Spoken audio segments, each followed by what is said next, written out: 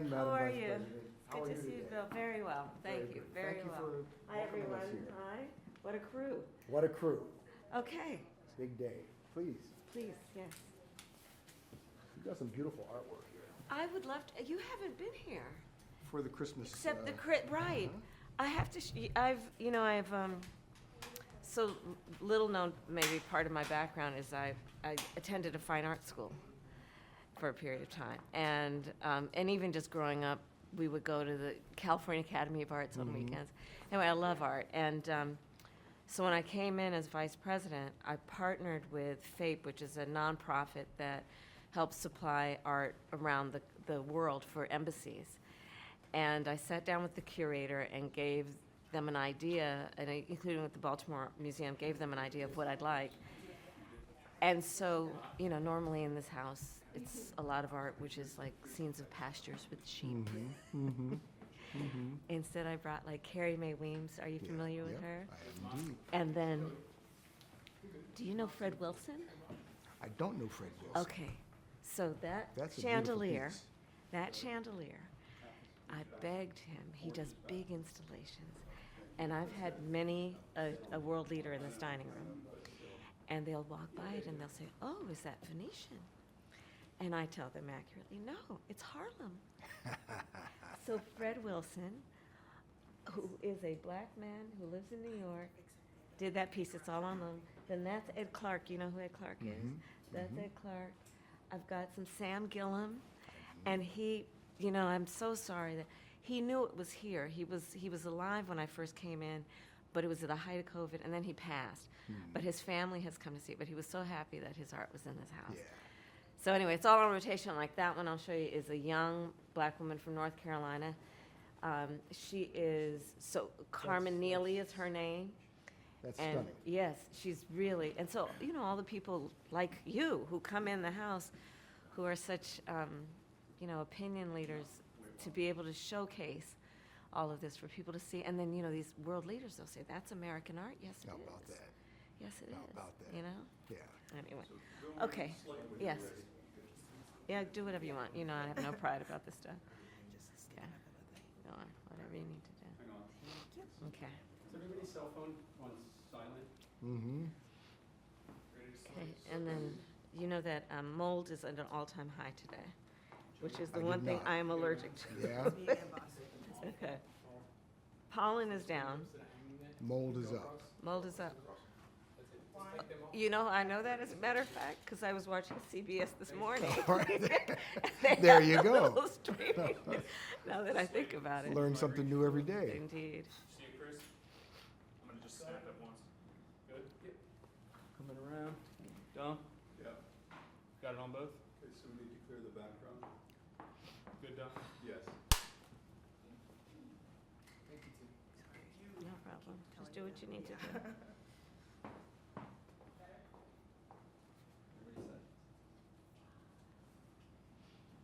Rome, perfectly happy? Everybody happy? Oh, you're supposed to wear it. Good? I'm good. All right. Well, Madam Vice President, one, thank you for doing this. Of course. And thank you for inviting us into your home. Of course. We're going to be running this on the anniversary of the Hamas attack on Yeah, on Israel. October 7th. So let's just start with Hang on Israel. 1 second, Bill. Yeah. Sorry, we had someone in the background. I'm afraid you're gonna have to re-ask that. Okay, whoever's in the dining room? It was me. Okay. So yeah, just to start with Israel. Okay. The events of the past few weeks have pushed us to the brink, if not into, an all-out regional war in the Middle East. What can the U.S. do at this point to stop this from spinning out of control? Well, let's start with October 7th, because obviously what we do now must be in the context of what has happened. And as I reflect on a year ago, and that 1,200 people were massacred, young people at a festival, at a music festival. 250 hostages were taken, including Americans. women were brutally raped. And as I said then, I maintain Israel has a right to defend itself, we would, and how it does so matters. And as we fast forward into what we have seen in the ensuing weeks and months, far too many innocent Palestinians have been killed. And we know that, and I think most agree, this war has to end. And that has to be our number one imperative. And that has been our number one imperative. How can we get this war to end? Well, critical elements of that are we have got to get a hostage deal and a ceasefire deal done. We have to get aid in. We have to lay the path toward a two-state solution. I do believe that we must maintain that as an objective, no matter how out of reach it seems at the moment. And the work that we have to do is also pay attention to what is happening every day in the region and put U.S. resources into everything we can do diplomatically and otherwise to de-escalate what is happening in the region. We supply Israel with billions of dollars in military aid, and yet Prime Minister Netanyahu seems to be charting his own course. The Biden administration, the Biden-Harris administration, has pressed him to agree to a ceasefire. He's resisted.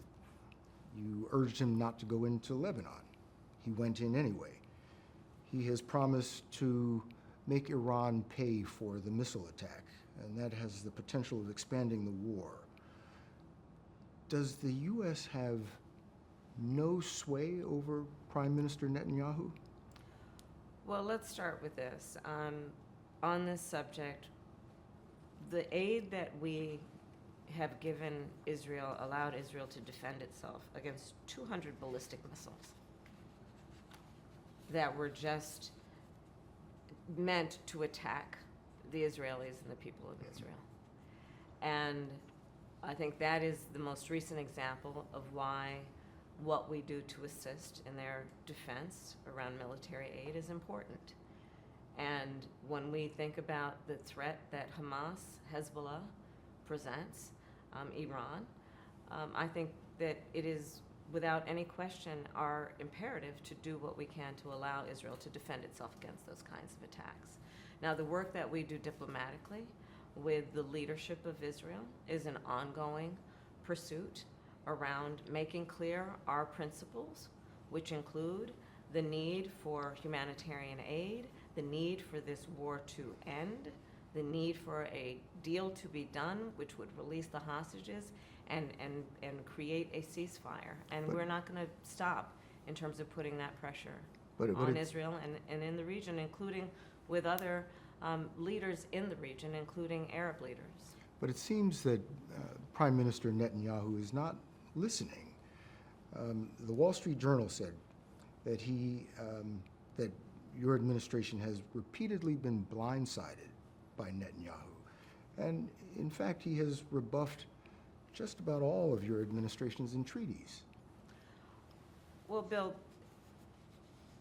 the work that we have done has resulted in a number of movements in that region by Israel that were very much prompted by or a result of many things, including our advocacy for what needs to happen in the region. And we're not going to stop doing that. We're not going to stop pursuing what is necessary for the United States to be clear about where we stand on the need for this war to end. Just one last, do we have a real close ally in Prime Minister Netanyahu? I think, with all due respect, the better question is, do we have an important alliance between the American people and the Israeli people? And the answer to that question is yes. And we are going to do what is important to support whatever leadership is in Israel that is defending the security of the state of Israel. Let's shift gears here. Most basic of questions. Why do you want to be President of the United States? There are many reasons, but probably first and foremost, I truly believe in the promise of America. I do. And I love the American people. You know, we are a people who have ambition and aspirations and dreams and optimism and hope. If you look at the character of who we are and how we have achieved the strength that we have achieved, I believe in large part it is because of our character and our belief in the promise of America. And I'm running for president because I want to do everything that is possible to create an opportunity for people to achieve those goals, those ambitions, and those dreams. And that is why you will hear me talk about my plan for an opportunity economy, to invest in what we can do, not only to bring the cost of living and prices down for folks, because even though we've achieved a lot of success, prices are still too high. You know it, I know it. But what we can do to invest in the innovation that is happening in startups and our small businesses, what we can do to invest in the industries of the future, what we can do to maintain America's strength in the global context. But that's why you want to run. That's why you want to be That's why I'm president. running. That and some other reasons. But you're asking the American people to make you the most powerful person on the planet. Why do you deserve the American people's votes? Well, first of all, I have a career and a history of being very clear that I think of my role of leadership, and in particular now for the last 4 years as vice president and moving forward as president, if the voters will have me, as being a leader on behalf of all Americans. As you know, I spent the majority of my career as a prosecutor. And I'm going to tell you, I never asked a victim of crime, a witness, whether they were a Democrat, are you a Republican, are you an independent. The only thing I ever asked folks is, are you okay? And I believe that America deserves a leader who works on behalf of all Americans and understands the importance of knowing that the vast majority of us have so much more in common than what separates us. And my career and my work has always been about being grounded in common sense approaches to getting things done. And when it comes to what we need to do as it relates to national security, we just had that conversation. That includes understanding and respecting the power and the strength of the United States of America and our then responsibility to be a global leader, to nurture and strengthen our alliances around the world, to respect the U.S. military and its most noble mission, to do the work of appreciating alliances, be it NATO or others, to do the work of pursuing diplomacy when it is in the best interest of our national security and prosperity. And my experiences tell me not only that those must be priorities of the United States of America and the President of the United States of America and the Commander-in-Chief of the United States of America, but also all of those experiences tell me that the American people in this election have a clear choice.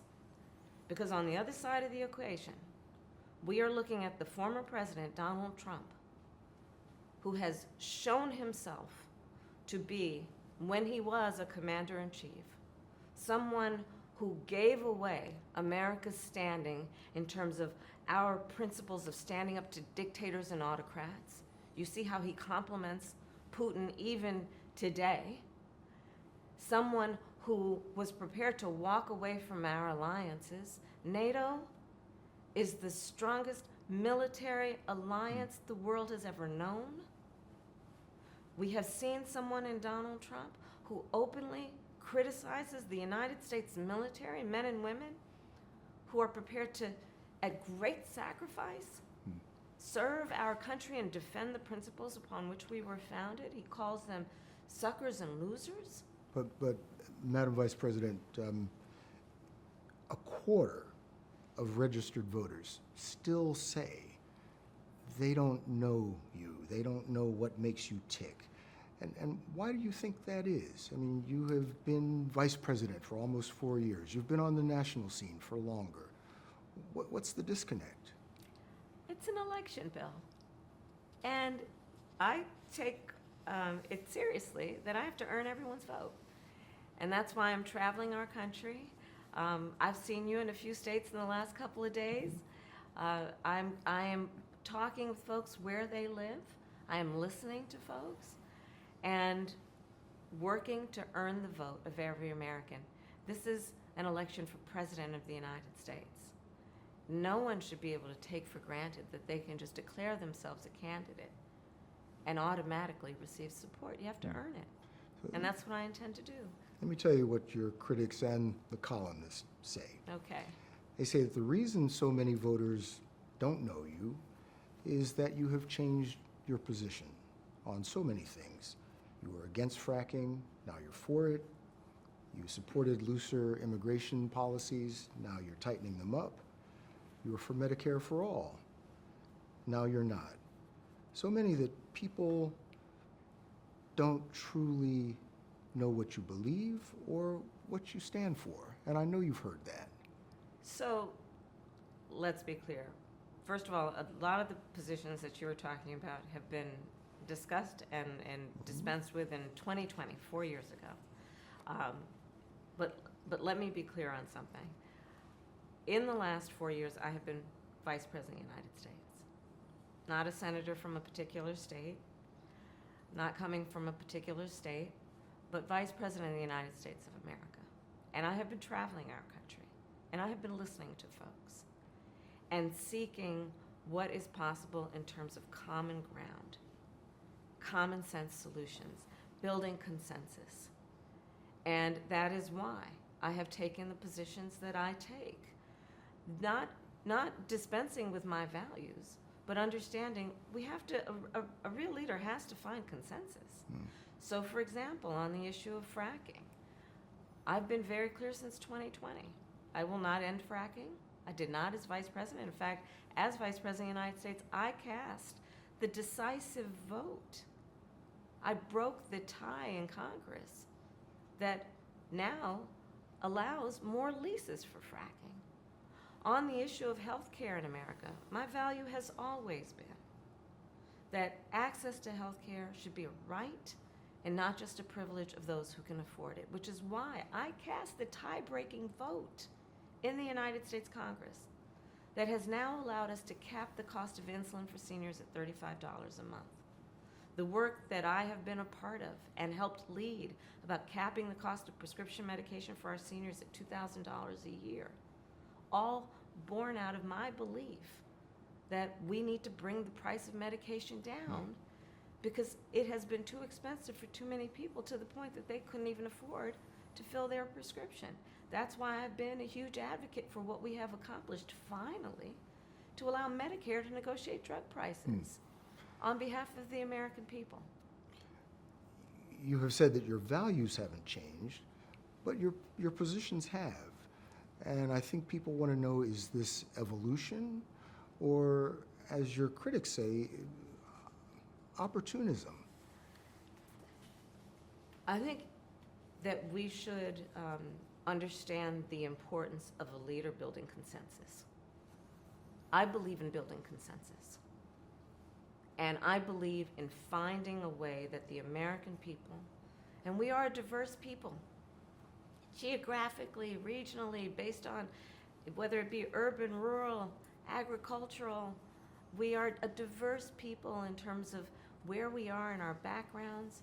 And what the American people do want is that we have leaders who can build consensus, where we can figure out compromise and understand it's not a bad thing, as long as you don't compromise your values, to find common sense solutions. And that has been my approach. Let's move on to the economy. As you were saying, well, first of all, the economy and inflation, those are the primary concerns of the American voters this election year. you just got some blockbuster jobs report, a blockbuster job report the other day. And there are lots of signs that the American economy is doing very well. Better than most countries, I think. But the American people don't seem to be feeling it. Groceries are 25% higher than when you took office. And people are blaming you and Joe Biden for that. Are they wrong? So you are correct that under our leadership, the United States of America has recovered and is stronger than any other so-called developed nation in the world, in particular after the crisis that was the pandemic. And understand, we came into office facing a disaster in large part because of the mismanagement of the former president, Donald Trump, where the economy was in a slump. People were dying by the hundreds. It was a real crisis. But because of our approach and our work, we now have historic low unemployment in America among all groups of people. We now have an economy that is thriving by all macroeconomic measures. We have recovered in a way that we have created almost 800,000 new manufacturing jobs. We have created over 16 million new jobs as a whole. And to your point, prices are still too high. And I know that, and we need to deal with it, which is why part of my plan, you mentioned groceries. Part of my plan is what we must do to bring down the price of groceries. I'm taking on an issue I've taken on before as Attorney General, the issue of price gouging, which is not all, but some corporations and businesses that take advantage of a crisis and jack prices up, making the cost of groceries and other everyday essentials too expensive for the American people. But I'm taking on the issue of housing. It's a big issue in our country. It's too expensive. There were generations before us that believed they could achieve the American dream, which included home ownership. Now I travel our country. I talk to young people every day. And they are so concerned they'll never be able to afford to buy a home or even start a family because of the cost of housing. So part of my plan is to put the resources into partnering with builders and developers to create incentives for them to build 3 million new homes by the end of my first term. And my plan includes giving first-time home buyers a $25,000 down payment assistance so they can just get their foot in the door. Well, let's talk about that. You want to expand the child tax credit. Yes, I do. You want to give tax breaks to first-time home buyers. Yes, And people starting small businesses. correct. But it is estimated by the Nonpartisan Committee for Responsible Federal Budget that your economic plan would add $3 trillion to the federal deficit over the next decade. How are you going to pay for that?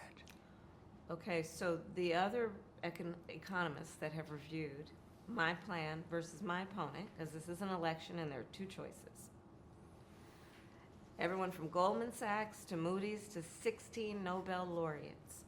So on the first point, comparing my economic plan to Donald Trump's economic plan, they have reviewed it and determined that my economic plan would strengthen America's economy, his would weaken it. 16 Nobel laureates, Moody's, others, have determined after reviewing what Donald Trump is proposing that he would induce inflation, increase inflation, and bring about a recession by the middle of next year. But- My plan, Bill, if you don't mind, my plan is about saying that when you invest in small businesses, you invest in the middle class, and you strengthen America's economy. Small businesses are part of the backbone of America's economy. But pardon me, Madam Vice President, the question was, how are you going to pay for it? Well, one of the things is I'm going to make sure that the richest among us who can afford it pay their fair share in taxes. Listen, again, my opponent, when he was president, issued a tax cut for people like himself, billionaires and the biggest corporations. My perspective is everybody needs to pay their fair share. It is not right that teachers and nurses and firefighters are paying a higher tax rate than billionaires and the biggest corporations. But- And I but- plan on making that fair. But we're dealing with the real world here. But the real world includes. How are you going to wi- get this through Congress? You know, when you talk quietly with a lot of folks in Congress, they know exactly what I'm talking about because their constituents know exactly what I'm talking about. Their constituents are those firefighters and teachers and nurses. Their constituents are middle-class, hardworking folk who know that it is not right that hardworking people are paying a higher tax rate than the richest people who can afford to pay their fair share. So that's how we deal with it. But understand also that this is, yes, it is about how we pay for what we're doing, but understand it's not, it doesn't end there. My plan is actually about strengthening America's economy, not just netting zero. My plan is about doing what we can do for small businesses and startups. Right now, the tax deduction bill for a startup, $5,000. In 2024, nary a person going to be able to start a small business with $5,000. So I'm going to extend it to $50,000. My plan is about what we need to do to, yes, expand the child tax credit, because for young families, for the first year of their child's life, $6,000 allows them to buy a crib, a car seat, and just be able to not just get by, but get ahead for that most critical stage of their child's development. We all benefit from that. We all benefit from that. I understand, but that sounds great. It does. It all sounds good. But the reality is these tax cuts have been in place for years. They're about to expire. Yes, and Congress has shown no inclination to move in your direction. I disagree with you. There are plenty of leaders in Congress who understand and know that the Trump tax cuts blew up our federal deficit and care about the deficit in a way that they know. We must address it by making sure that our tax policy reflects fairness and, again, understand none of us, and certainly I cannot afford to be myopic in terms of how I think about strengthening America's economy. And that has to include where are we investing our resources in a way that we maximize the return on the investment. Let me tell you something. I am a devout public servant, you know that. I am also a capitalist. And I know the limitations of government.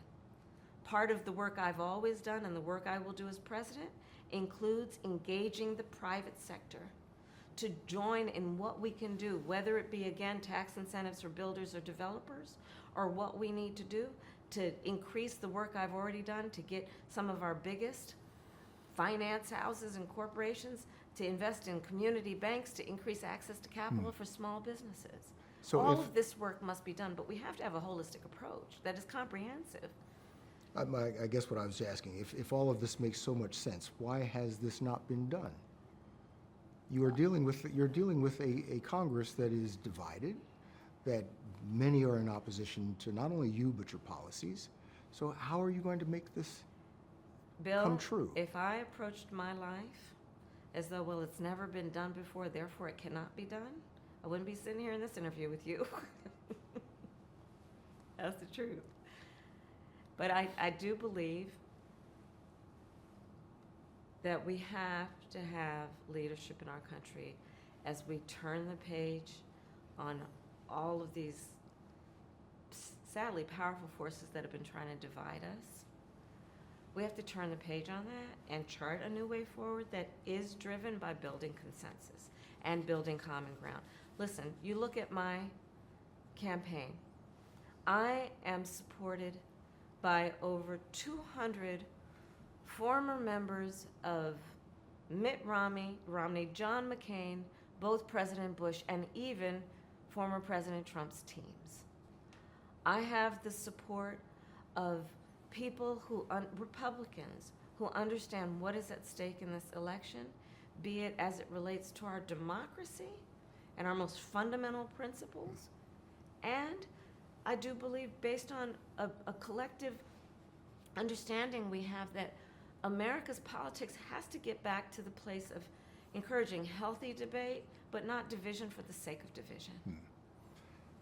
Just a couple more economic questions here. Sure. Donald Trump says that tariffs on imports, well, that would be the solution to all of our economic woes. You criticize his plan for tariffs, yet the Biden-Harris administration has left many of the Trump-era tariffs in place, especially when it regards China. And President Biden has, in fact, expanded some of those tariffs. Would you continue the Trump-era tariffs if you're elected?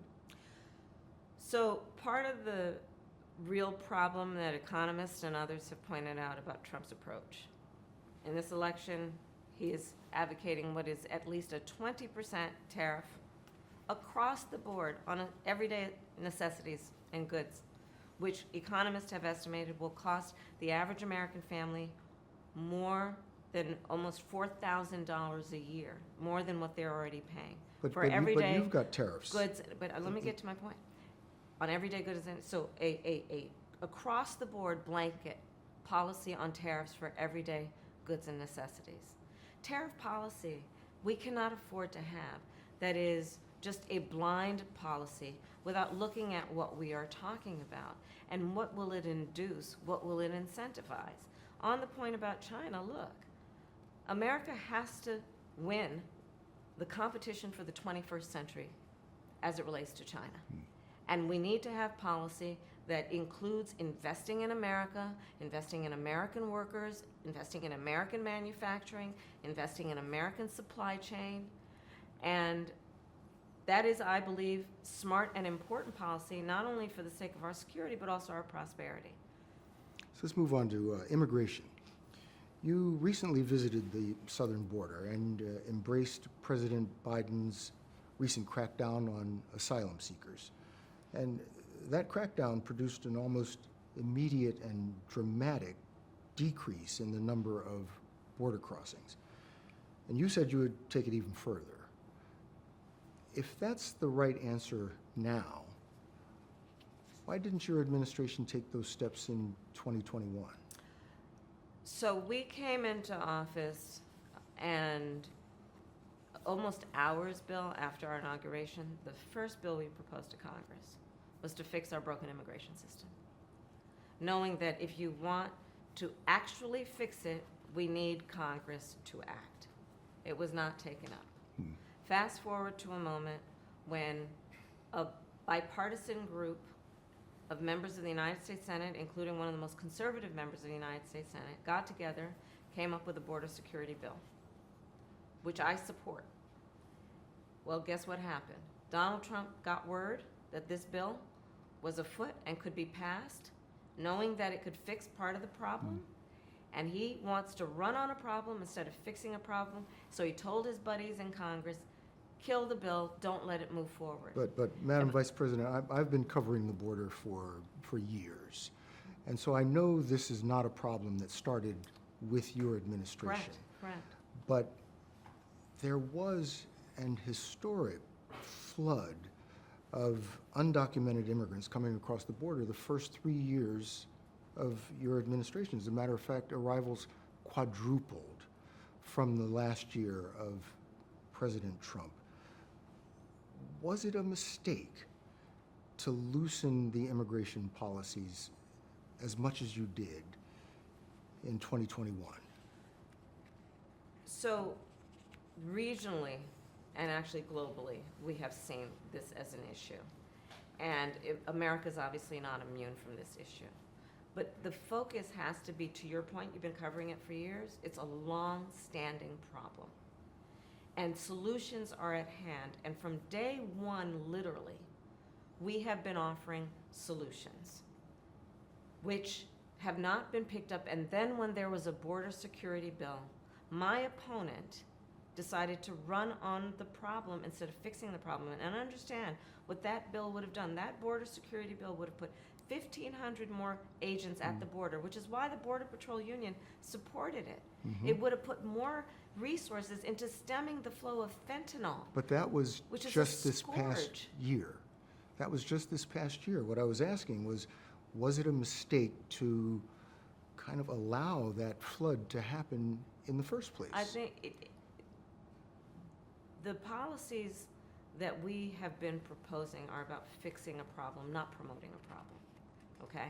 But the numbers did quadruple And the under numbers your today, watch. because of what we have done, we have cut the flow of illegal immigration by half. But should you We have done cut that? the Should you flow have of done that? fentanyl by half, but we need Congress to be able to act, to actually fix the problem. I was just at the border.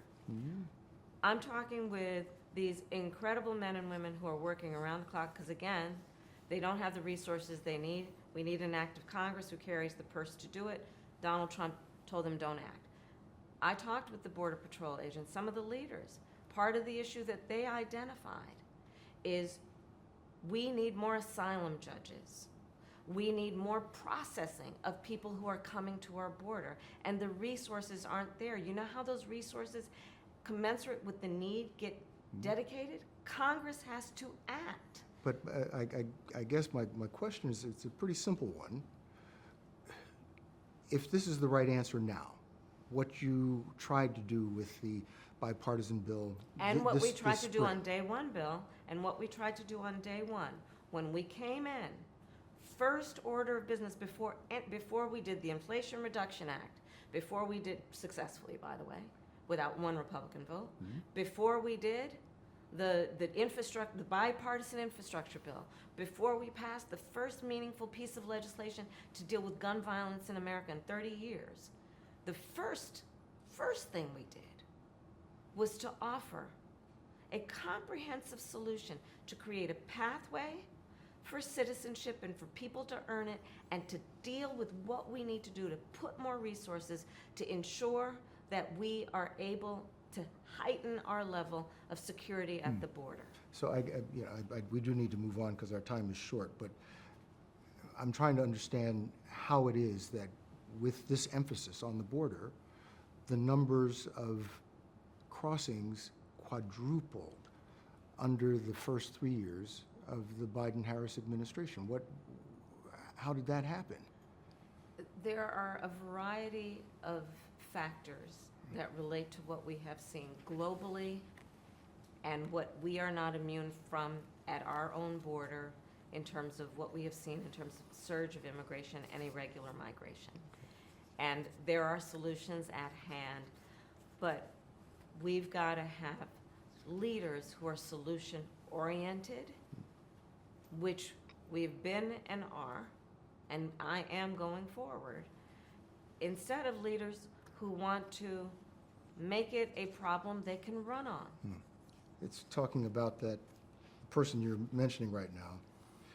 You have accused Donald Trump of using racist tropes when it comes to Haitian immigrants in Springfield, Ohio, when it comes to birtherism, when it comes to Charlottesville. In fact, you have called him a racist and divisive. Yet Donald Trump has the support of millions and millions of Americans. How do you explain that? So let's just break down what you just talked about and talk about it in the context of the words that Donald Trump has spoken and the actions he has taken, and whether that is reflective of who we are as Americans, knowing we have so much more in common than what separates us. We have a former president who wants to be president again, who has a bouquet of microphones in front of him, who has said the most vile lies about a group of legal immigrants in Springfield, Ohio. And if I may, Bill, let me just say something.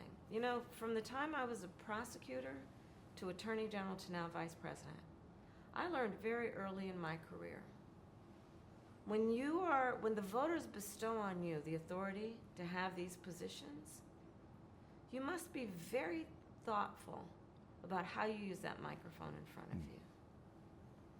And, when I was Attorney General, the words I spoke could move markets. So the idea that the former president, who again is running to be president, would use that microphone in a way that is about vilifying and demeaning a whole population of people. You know what has happened because of that? One day, when this happened, was a school day, picture day for an elementary school. Picture day. You know what picture day is for our children? They get excited the night before. We put out the clothes they're going to wear. They go to school making sure their faces are clean and their hair is done. And they go to school for picture day. And you know what happened to these children? They had to evacuate that day because of the fear of the threats that were being issued in Springfield because of the words of Donald Trump. So I say that I'm glad you are pointing these comments out that he has made that have resulted in a response by most reasonable people to say it's just wrong. It's just wrong. So you have said you want to be the president of all the people. Yes. With so many people supporting Donald Trump, a man you have called a racist, how do you bridge that seemingly unbridgeable gap? I believe that the people of America want a leader who's not trying to divide us and demean. I believe that the American people recognize that the true measure of the strength of a leader is not based on who you beat down, it's based on who you lift up. And I have traveled around our country, and I've met with people of every background and walk of life, including people who have supported Donald Trump in the past, who say to me they're ready to turn the page, they're exhausted with what he has been doing and that approach, and they want to chart a new way forward for our country. So, was democracy best served by President Biden stepping down and basically handing you a nomination? You didn't have to go through a primary process. You didn't have to fight off other contenders. That's not really the way our system was intended to work. So President Biden made a decision that I think history is going to show is rare among leaders, which was to put country before self. Excuse me. And I am proud to have earned the support of the vast majority of delegates and to have been elected the Democratic nominee to be Vice President of the United States. I am honored to have received the support and endorsement of over 200 Republicans who served in the last 3 Republican presidential administrations. I am proud to have earned the support of leaders of our national security community. I am proud to have received the endorsement of leaders around this country from every background and walk of life to fight in this election over the next month for our democracy and the principles upon which it stands. What is at stake in this election? You mentioned our democracy, is whether we are a nation that abides by and respects the rule of law, and that we have a president who is the champion of following and respecting and upholding rule of law. But I would think that not someone who has been convicted of 34 felonies who tried to overturn the free and fair election, which was the will of the people on January 6th. Not someone who has said he would be a dictator on day one. Not someone who has said, and these are his words, he would terminate the Constitution of the United States of America. But I think this truncated process is why people think or say they don't really know who you are. Well, Bill, there's no question. Look, I've been in this race for 70 days. And there is work to be done. It is without any question a short period of time. There's no question about that, which is why I'm traveling around our country. As I said earlier, I mean, you've seen me. I'm from one state to the next to the next. I don't know how many states I've been in this last week alone. Literally, I've lost count. So it is my responsibility to earn the vote, and I'm going to work to do that. 3/4 of the American voters, or likely voters, say that they are concerned about the possibility of election-related violence. And with 2 assassination attempts against former President Trump, the country seems near a boiling point. What can you do? What should you do to lower the temperature? Well, first, let's start with those attempts, assassination attempts on the former president. I was deeply disturbed, shocked, and shaken, frankly, when they happened. I called the former president to check on him. But it is really important that all of us speak loudly, regardless of who we're voting for, to say our differences have to be settled at the ballot box and not through violence. We cannot lose our soul in terms of who we are as Americans by resorting to violence to settle our differences, much less to make a decision about who's going to be the next president of the United States. Let's hit on some more foreign policy. There's a bug in here. Which foreign country do you consider to be our greatest adversary? Well, there are different reasons that we should be thoughtful about each. Most recently, I think there's an obvious one in mind, which is Iran. And look, I mean, Iran has American blood on their hands, okay? And what we saw in terms of just this attack on Israel, 200 ballistic missiles, what we need to do to ensure that Iran never achieves the ability to be a nuclear power, that is one of my highest priorities. So if you And have that must proof be. that Iran is building a nuclear weapon, would you take military action?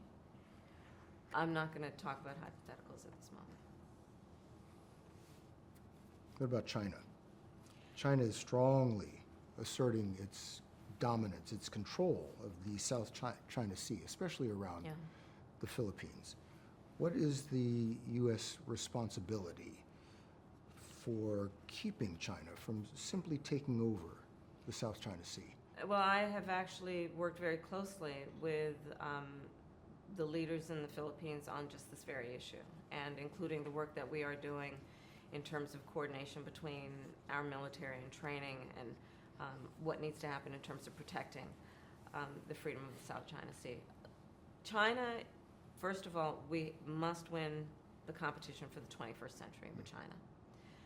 We must be able to compete and win. We should not seek conflict.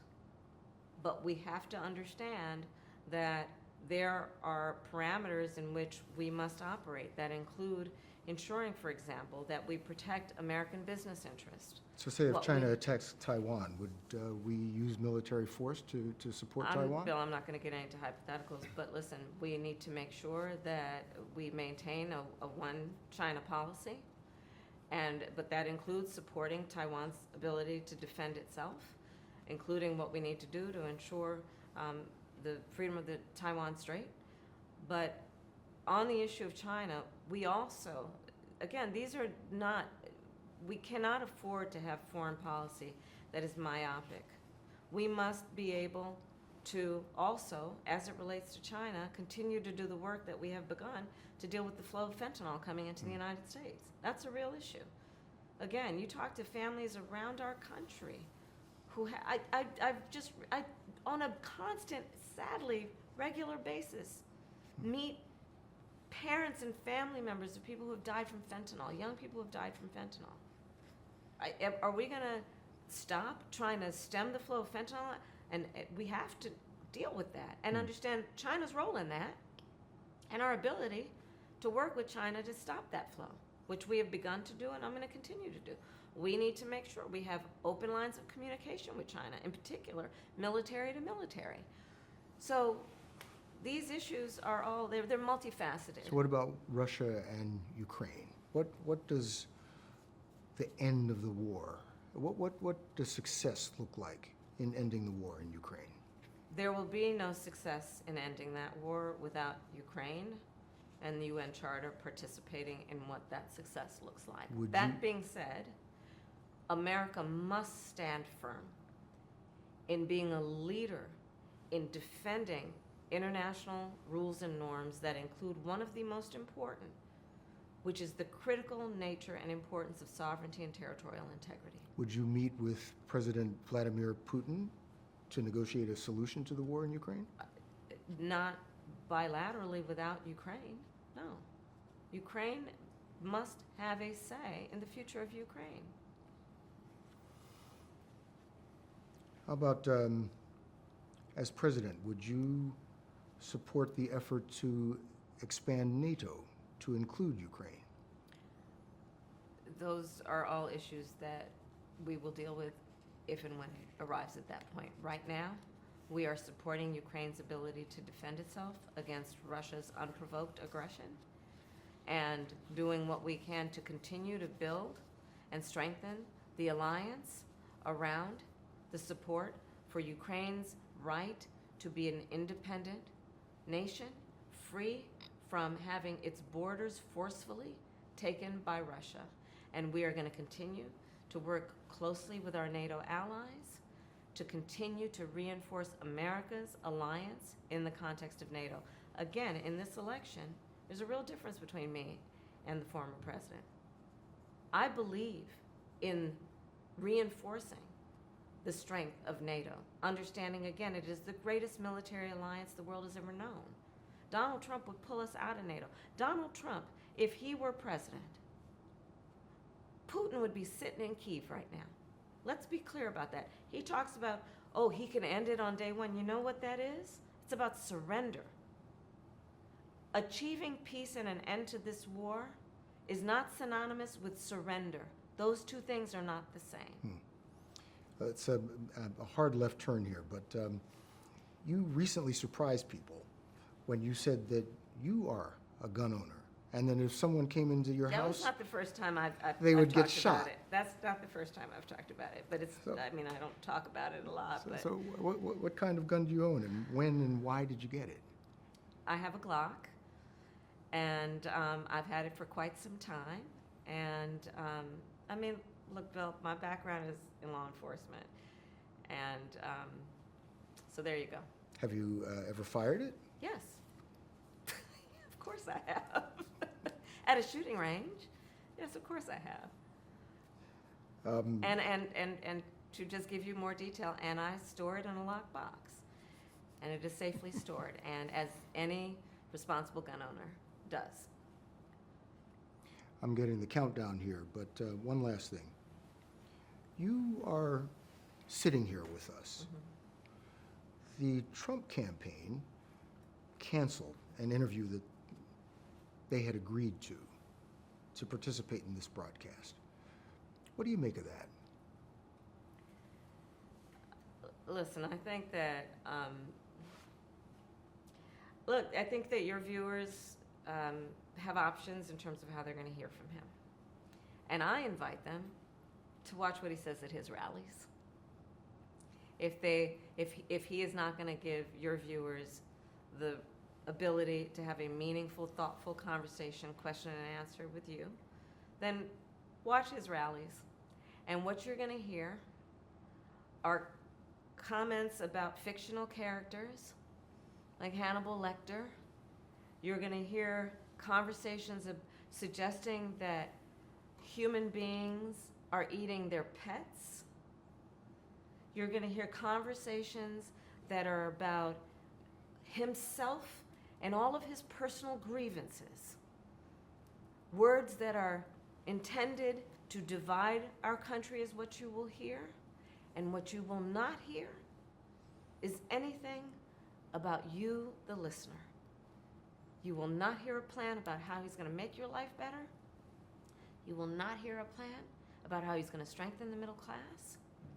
You will not hear about how he is going to strengthen small businesses. You will not hear about how he's going to try to bring the country together, find common ground. And Bill, that is why I believe in my soul and heart the American people are ready to turn the page. You have said that the country is exhausted Yes. with the rhetoric and the finger pointing. How about you? Are you exhausted? I'll be exhausted on November 6th. Not now. Not now. Too much to do. Too much to do. Madam Vice President, thank you very much. Thank you. Thank you, Bill. Good to be with you. Oh, can we just get just a little bit of a question, please, so I can get it over the shoulder shot? Yeah. 1 second, just a second. Okay, thank you. You need me talking? Yes, sir. Well, we were talking about how you're going to pay for it. And I mean, I truly do mean it. Your plans are logical, make logical sense. The way Washington works is not logical. So how are you going to convince a divided Congress that what you say, your plans, are something that they should all agree to and provide to the American people when they've shown no inclination to do that up to this point? Is that what you needed? Yes, sir. Yes, ma'am. 30 seconds of silence, please, for room time.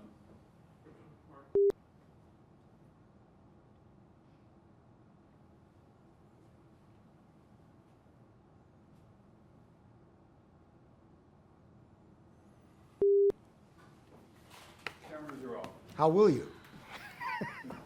It's going to be taxes. It's going to be literally, if the economists, I mean, they're from each the spectrum. But I hear what you're saying Yeah. about the economists. This is true. Yeah. But Congress is not the economists. I know, but